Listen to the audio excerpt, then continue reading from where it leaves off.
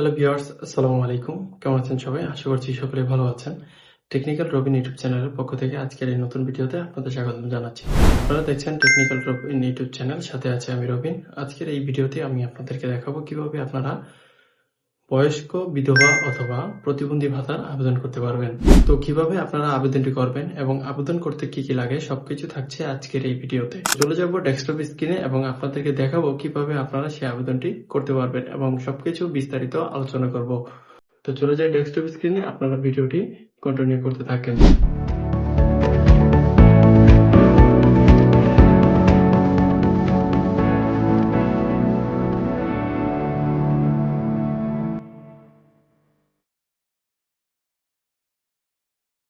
So viewers, এখানে চলে আসলাম desktop স্ক্রিনে।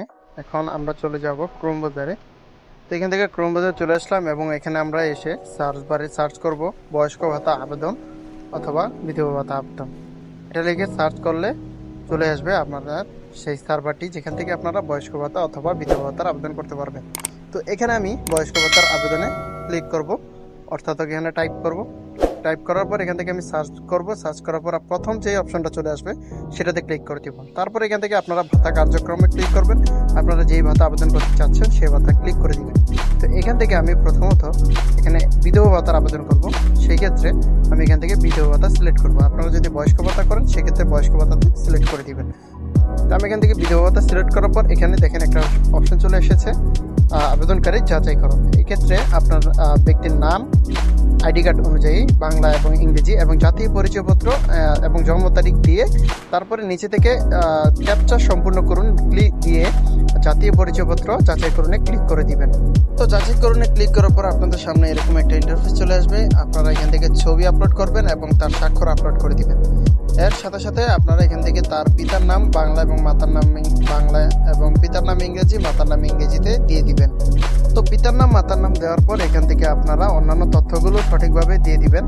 তো এগুলো হচ্ছে আমি স্কিপ করছি, আপনারা এখানে যা যা দেখছেন সবগুলি আপনারা দিতে পারবেন। তারপর এখান থেকে আপনারা ঠিকানা দিয়ে দিবেন। এখানে আপনারা জেলা, উপজেলা, ইউনিয়ন এইসব তথ্য আসবে, সেগুলো আপনারা স্টেপ বাই স্টেপ দিয়ে দিবেন। সবকিছু দেওয়া হলে এখান থেকে আপনারা পোস্ট কোড লিখবেন, তারপর হচ্ছে গ্রামের নামটা লিখে দিবেন। দেওয়ার পর নিচে থেকে আপনারা আপনাদের স্থায়ী ঠিকানা এবং বর্তমান ঠিকানা যদি এক হয় সেক্ষেত্রে একই বাটনে ক্লিক করে দিবেন। তারপরে আপনাদের এটা দেওয়ার পর নিচে নিয়ে আসবে। নিচে আসার পর এখান থেকে আপনারা স্বাস্থ্যগত অথবা কর্মক্ষমতা সংক্রান্ত তথ্য দিবেন।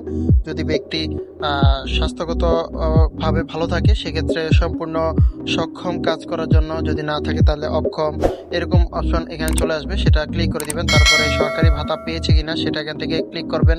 পেয়ে থাকলে হ্যাঁ দিবেন, না পেয়ে থাকলে না দিবেন।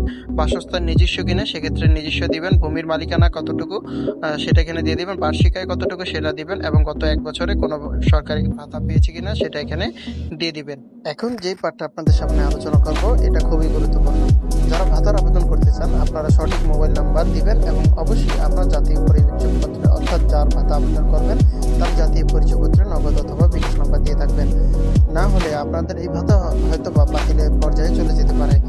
এখন হচ্ছে এখানে অ্যাকাউন্টের মালিকানা, সেক্ষেত্রে আপনি যদি ব্যক্তির নিজের জাতীয় পরিচয়পত্রে নগদ অথবা বিকাশ নাম্বার দেন সেক্ষেত্রে নিয়ে সিলেক্ট করবেন। যদি পরিবারের সদস্য দেন সেক্ষেত্রে পরিবারের সদস্য সিলেক্ট করবেন।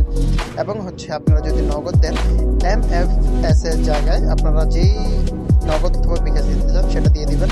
তারপর এখানে আপনারা সচল মোবাইল নাম্বারটি দিবেন। তারপরে হিসাবের নাম হচ্ছে যার নগদ অথবা বিকাশের নাম্বার দিবেন তার নামটি এখানে বসিয়ে দিবেন।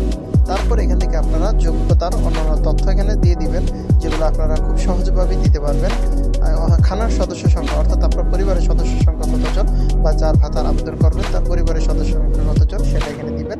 তারপর হচ্ছে খানা শিশু কতজন, খানা প্রদানের বয়স এবং হচ্ছে খানা প্রদানের শিক্ষা কতটুকু, খানা প্রদানের স্ত্রীর শিক্ষা কতটুকু, তারপর হচ্ছে মোট জমির পরিমাণ কত, গত 1 বছরে ভাতা পেয়েছে কিনা, তারপর হচ্ছে ঘর কিস দিয়ে তৈরি, তারপর হচ্ছে খানায় পৃথক কোনো ঘর আছে কিনা, এইসব তথ্য সঠিকভাবে পূরণ করে দিবেন।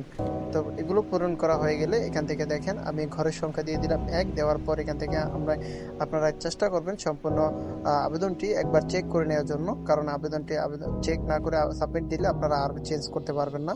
তো এখানে আমি সাবমিট বাটনে ক্লিক করে দিব, কিছুক্ষণের মধ্যে সাবমিট হয়ে চলে আসবে। তো এখান থেকে আপনারা আবেদন ডাউনলোড করুন বাটনে ক্লিক করে আবেদনটি ডাউনলোড করবেন। প্রয়োজন অনুসারে এটাকে সেভ করে রাখতে পারেন অথবা প্রিন্ট করে যার তাদেরকে দিয়ে দিতে পারেন। ভিউয়ার্স, আজকের এই ভিডিওটি আপনাদের কেমন লেগেছে অবশ্যই কমেন্ট করবেন। ভিডিওটি ভালো লাগলে অবশ্যই লাইক করে দিবেন এবং চ্যানেলটিকে সাবস্ক্রাইব করে দিয়ে পাশে থাকা বেল আইকনটি অলে প্রেস করে রাখবেন আমার ভিডিও নোটিফিকেশন পাওয়ার জন্য।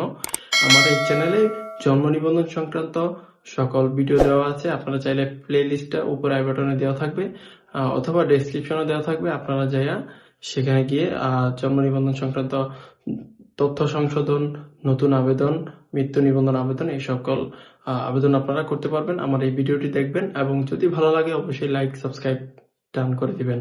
সবাই ভালো থাকবেন, সুস্থ থাকবেন। দেখা হবে নতুন কোনো ভিডিওতে। সবাই ভালো থাকেন। আল্লাহ হাফেজ।